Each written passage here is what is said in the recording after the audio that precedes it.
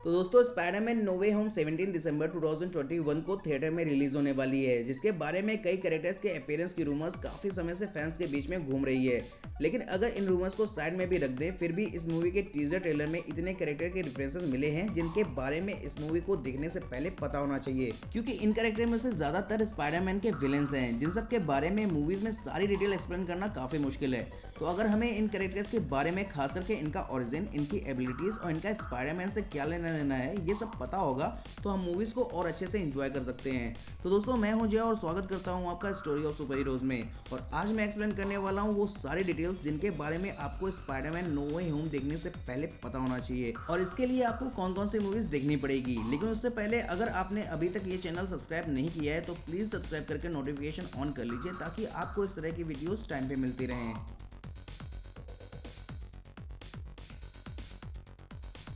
ये Marvel cinematic universe के Spiderman की तीसरी फिल्म है, जिसमें डॉक्टर स्ट्रेंज और वोंग भी होंगे। तो आपको Spiderman Homecoming, Spiderman far from home के साथ साथ doctor strange, Avengers infinity war और अवेंजर्स एंड गेम तो देखनी ही पड़ेगी, क्योंकि डॉक्टर स्ट्रेंज से ही आपको डॉक्टर स्ट्रेंज और वोंग के बारे में, और अवेंजर्स इन्फिनिटी वॉर और एंड गेम से आपको डॉक्टर स्ट्रेंज और स्पाइडरमैन के बीच के रिलेशनशिप के बारे में अच्छे से पता चलेगा।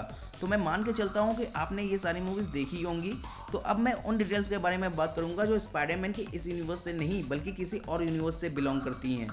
तो अगर आपने स्पाइडरमैन नो वे होम का टीजर ट्रेलर ध्यान से देखा होगा तो आपको एक पंपकिन ग्रेनेड दिखाई दिया होगा, जिसके बैकग्राउंड में आप ग्रीन गॉब्लिन की हंसी भी सुन सकते हैं, क्योंकि ये ग्रेनेड ग्रीन गॉब्लिन का ही है। अब ग्रीन गॉब्लिन के बारे में डिटेल में जानने के लिए आपको 2002 में रिलीज हुई सैम रेमी की मूवी स्पाइडरमैन देखनी होगी, जिसमें ग्रीन गॉब्लिन मेन विलेन था, जिसका रोल प्ले किया था विलियम डफो ने। नॉर्मन ऑसबॉर्न, जो कि एक साइंटिफिक कॉर्पोरेशन ऑस्कॉप का ओनर है, एक मिलिट्री कॉन्ट्रैक्ट के लिए खुद पे एक एक्सपेरिमेंट करता है, जिससे उसकी स्ट्रेंथ बढ़ जाती है, और इस एक्सपेरिमेंट में वो अपने असिस्टेंट को भी मार डालता है। इसके बाद ऑस्कॉप के बोर्ड मेंबर्स नॉर्मन ऑसबॉर्न को बाहर निकालकर ऑस्कॉप को क्वेस्ट को बेचने का प्लान बनाते हैं, जिससे गुस्सा होकर नॉर्मन ऑसबॉर्न ग्रीन गॉब्लिन बनकर उन सभी बोर्ड मेंबर को मार डालता है, जहां उसका सामना पहली बार स्पाइडरमैन से भी होता है। इसके बाद ऑस्कॉप का क्या हुआ, स्पाइडरमैन ने ग्रीन गॉब्लिन को कैसे रोका, ये सब जानने के लिए आपको फिल्म देखनी होगी। इसके साथ ही ट्रेलर में हम एक येलो कलर की लाइटिंग देख सकते हैं। अब थॉर तो एस गार्डियन ऑफ गैलेक्सी के साथ है, तो ये लाइटनिंग उसकी हो नहीं सकती, तो ये पॉसिबल है कि ये लाइटनिंग इलेक्ट्रो की होगी, जिसको हमने देखा था दी अमेजिंग स्पाइडरमैन 2 में, जहां इलेक्ट्रो का रोल प्ले किया था जेमी फॉक्स ने। जेमी फॉक्स ने ये पहले ही कंफर्म कर दिया था कि स्पाइडरमैन नो वे होम में वो इलेक्ट्रो के रोल में नजर आएंगे, और साथ ही ये भी कंफर्म किया था कि इस मूवी में इलेक्ट्रो की लाइटनिंग का कलर ब्लू नहीं बल्कि येलो होगा। मैक्स डिलन ऑस्कॉप इंडस्ट्रीज का एक एम्प्लॉय था, और वो स्पाइडरमैन का बहुत बड़ा फैन था, जिसको एक एक्सीडेंट में इलेक्ट्रिकल ईल से इलेक्ट्रिकल पावर्स मिली और वो बना इलेक्ट्रो। अब इलेक्ट्रो दुनिया के लिए कितना बड़ा खतरा था और उसे स्पाइडरमैन ने कैसे रोका, ये सब जानने के लिए आपको द अमेजिंग स्पाइडरमैन 2 देखनी होगी। इसके अलावा इस टीजर ट्रेलर में किसी विलेन का क्लियर लुक देखने को मिला, तो वो था डॉक्टर ऑक्टोपस, जिसका रोल प्ले किया है एल्फ्रेड मोलिना ने। डॉक्टर ऑटो ऑक्टेवियस एक साइंटिस्ट है जो कि पीटर पार्कर का रोल मॉडल भी है। डॉक्टर ऑक्टेवियस एक self sustaining fusion reaction create करना चाहते हैं, जिसके एक्सपेरिमेंट के लिए वो 4 मैकेनिकल आर्म्स को अपनी बॉडी में लगा लेते हैं, जिनका अपना आर्टिफिशियल इंटेलिजेंस था। और ये आर्टिफिशियल इंटेलिजेंस डॉक्टर ऑक्टेवियस पे हावी ना हो, इसके लिए वो एक चिप का यूज करते हैं। लेकिन डॉक्टर साहब का ये एक्सपेरिमेंट हो जाता है फेल, जिसमें उनकी वाइफ की डेथ हो जाती है, और वो चिप जो आर्टिफिशियल इंटेलिजेंस को कंट्रोल कर रही थी डिस्ट्रॉय हो जाती है। तो अब डॉक्टर साहब उन आर्म्स को कंट्रोल नहीं करते, बल्कि वो आर्म्स डॉक्टर साहब को कंट्रोल करने लगते हैं, जो अपना एक्सपेरिमेंट किसी भी कीमत पर कंप्लीट करना चाहते हैं। तो अब वो एक्सपेरिमेंट कंप्लीट करने के लिए डॉक्टर ऑक्टोपस कितनी तबाही मचाता है और उसे रोकने के लिए स्पाइडरमैन क्या करता है, इसके लिए आपको 2004 में रिलीज हुई सैम रेमी की मूवी स्पाइडरमैन 2 देखनी पड़ेगी। इसके साथ ही जहां हमने इलेक्ट्रो की लाइटिंग नोटिस की थी, वहीं आसपास हम सैंड को भी देख सकते हैं, जो सीधा रिलेट करती है सैंडमैन से, जिसको हमने देखा था 2007 में रिलीज हुई सैम रेमी की स्पाइडरमैन 3 में, जिसका रोल प्ले किया था थॉमस हेडन चर्च ने। फ्लिंट मार्को एक चोर है जो अपनी बीमार बेटी के इलाज के लिए पैसे इकट्ठा कर रहा है चोरी करके, लेकिन एक्सीडेंटली एक एक्सपेरिमेंट की चपेट में आने से वो सैंडमैन बन जाता है। फिर एक दिन उसे स्पाइडरमैन के कहर का सामना करना पड़ता है जब पीटर पार्कर को पता चलता है कि उसके अंकल का मर्डर फ्लिंट मार्को है। अब सैंडमैन अपनी बेटी के इलाज के लिए कितनी चोरी कर पाता है, कितनी बार स्पाइडरमैन सैंडमैन को रोक पाता है और अपने अंकल के मर्डर का बदला पीटर पार्कर ले पाता है या नहीं, ये तो आपको स्पाइडरमैन 3 देखने के बाद ही पता चलेगा। इसके बाद पीटर पार्कर के पीछे एक शैडो देख सकते हैं जो शायद स्कॉर्पियन या फिर लिजर्ड का हो सकता है। अगर ये स्कॉर्पियन का है तो स्कॉर्पियन की स्टोरी अभी तक किसी भी स्पाइडरमैन मूवी में दिखाई नहीं गई, लेकिन हम स्पाइडरमैन होमकमिंग की क्रेडिट सीन में मैक गगन को देख सकते हैं इंडियन टूम से जेल में स्पाइडरमैन की आइडेंटिटी के बारे में बात करते हुए, जिसका रोल प्ले किया था माइकल मैंडो ने।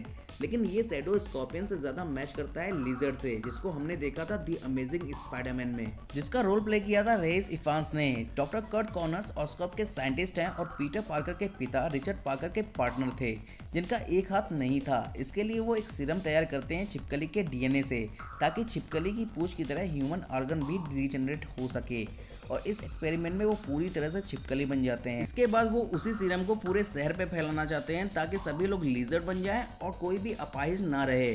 तो क्या लिजर्ड ऐसा कर पाता है या फिर स्पाइडरमैन उसे रोक देता है? ये सब जानने के लिए आपको 2012 में रिलीज हुई मार्क वेब की द अमेजिंग स्पाइडरमैन देखनी होगी।